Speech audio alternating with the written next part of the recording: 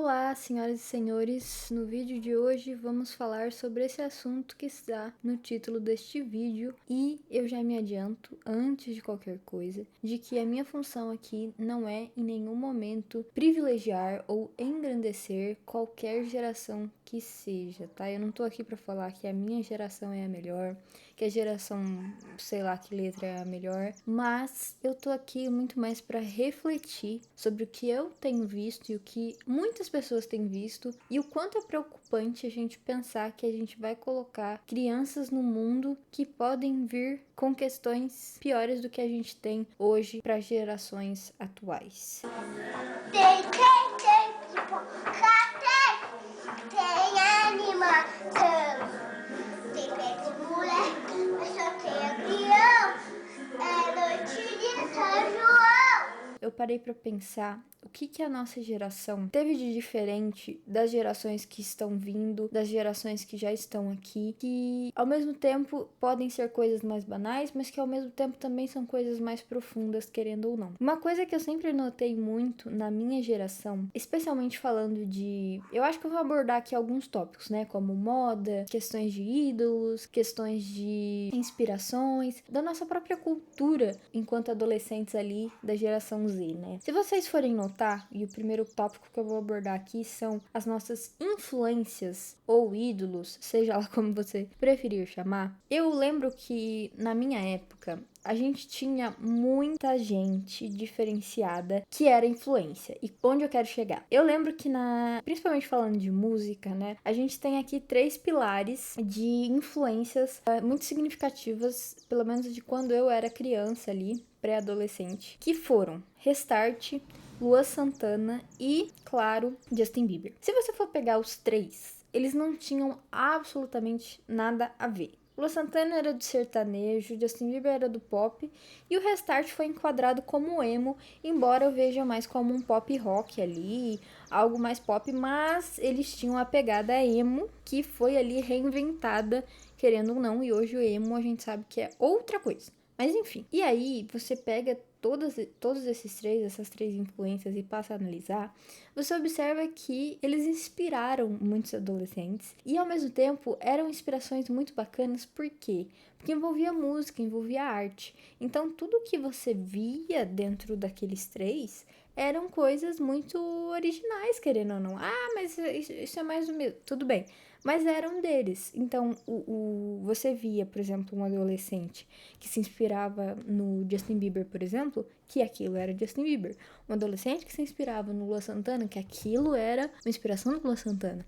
E um adolescente que se inspirava no Restart, que era uma inspiração do Restart. E aí, observando isso tudo, eu vejo também que diante desse cenário a gente criou também uma moda muito legal entre os adolescentes que também não era igual para todos. Então a gente tinha a moda Restart, a gente tinha a moda Justin Bieber, a moda Luan Santana. Cada um usava um tipo de roupa, cada um era diferente, entendeu? E eles surgem numa mesma esfera, né, no mesmo momento, que nos leva a criar uma coisa também que eu acho que é a mais importante entre todas, quando você está passando pelo período infância e pré-adolescência, antes mesmo de ser adolescente, que é a autenticidade. Então a gente via a autenticidade em todos eles. Inclusive eu também ressalto que a gente tinha a Manu Gavassi, né? Nossa, eu era muito fã da Manu Gavassi. E ela também tinha um estilo próprio. Ela era a Manu Gavassi, então quando você via alguém se inspirando nela, você tinha o quê? A Manu Gavassi. Não só isso. Outra coisa que eu destaco muito, que me chama muita atenção, são os desenhos. O que a gente assistia, né? Eu lembro que os desenhos que a gente tinha contato, que a gente tinha como base, eram muito autênticos também. Eram desenhos muito bem trabalhados, eram desenhos que tinham histórias muito boas, eram desenhos que a gente também tinha um pouco daquilo do que a gente chamava de reviver desenhos antigos, né? A gente chegou a pegar Caverna do Dragão, a gente pegou a Pantera Cor-de-Rosa, a gente pegou também Pica-Pau. Então, assim, a gente tinha ainda assim, aquela nostalgia, mas também tínhamos desenhos da nossa época, né? Tínhamos Backyardigans, tínhamos Barney, tínhamos Coragem, o Cão Covarde, que eu adorava. E a gente tinha os nossos desenhos, né, que marcaram a nossa geração, Jovens Titãs, Lazy Town. Por exemplo, a gente tinha a Stephanie do Lazy Town, em que várias meninas queriam super pintar o cabelo e queriam ser super diferentes, alternativas, autênticas e tal.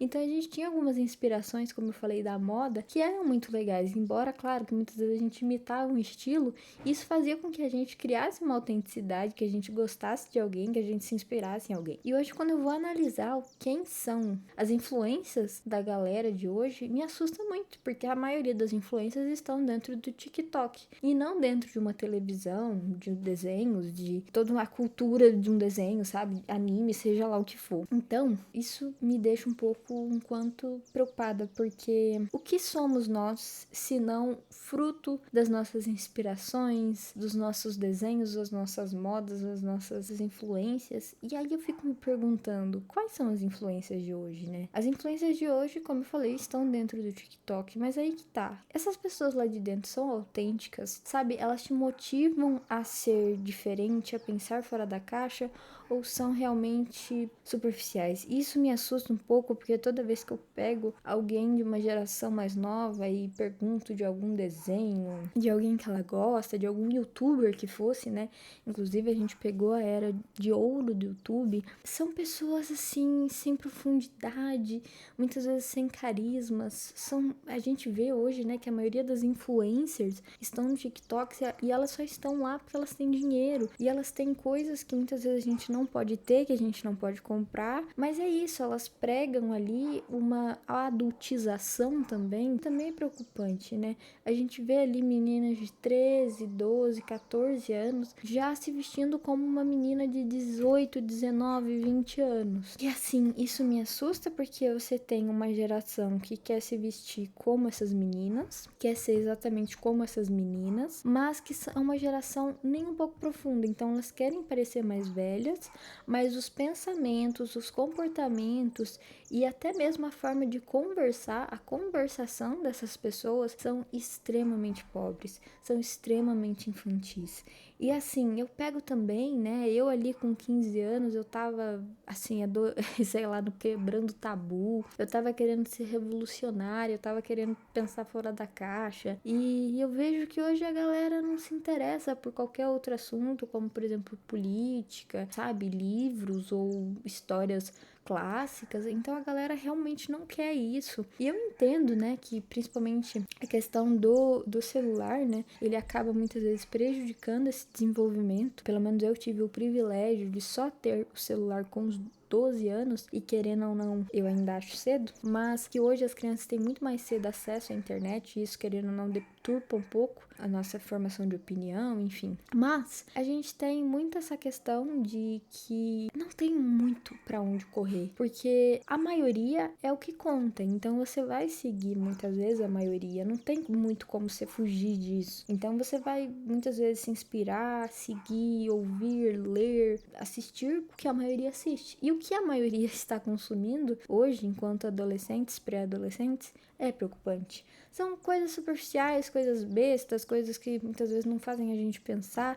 São desenhos muito banais e desenhos muito rápidos, desenhos muito mal elaborados, uma moda muito adultizada, mas ao mesmo tempo pensamento retrógrado, ou muitas vezes um pensamento que se dane o resto, sabe? Se dane o mundo. Não tem muito aquele pensamento de dedicação, de esforço, né? Que a gente foi programado a ter, da importância, por exemplo, do estudo, do vestibular. E a galera tá cagando e andando pra isso, a galera tá pregando que você não tem que ir pra escola, que você não precisa fazer uma faculdade, né? Criança de 12 anos querendo ser coach de futuro, que não é cabível, né? São coisas que a gente não teve. Mas o que mais me assusta, no final das contas, resumindo isso tudo, é principalmente a falta de autenticidade que essa geração tem. Seja pelos desenhos, seja pelas influências, seja até mesmo pela ausência de leitura, de sair do padrão,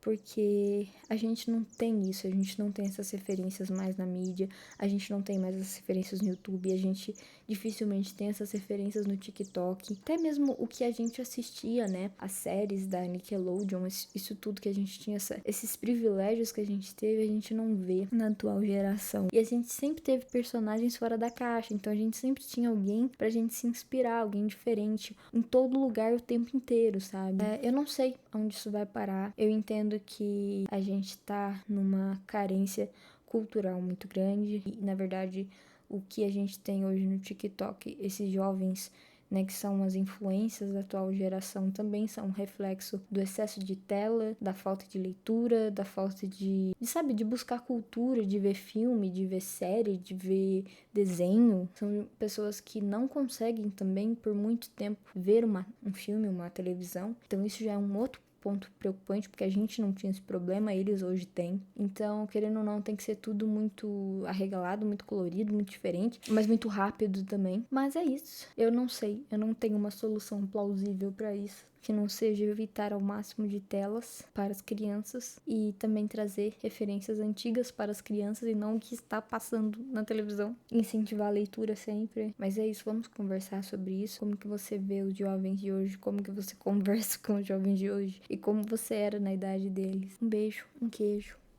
e até o próximo vídeo.